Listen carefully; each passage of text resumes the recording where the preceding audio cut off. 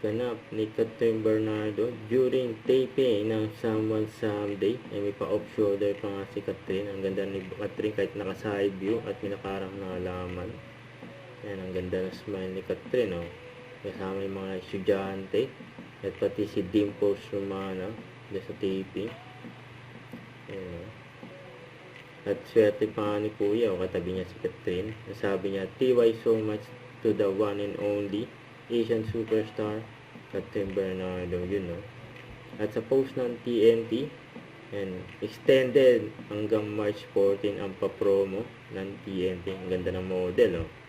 Catherine Bernardo. Ito for Betadine. May message si Catherine.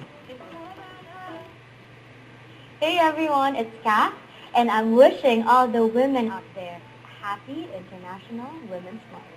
You know. Don't forget to subscribe, click the notification bell for more updates. This is featured in Action Live. Stay tuned for more videos. See ya.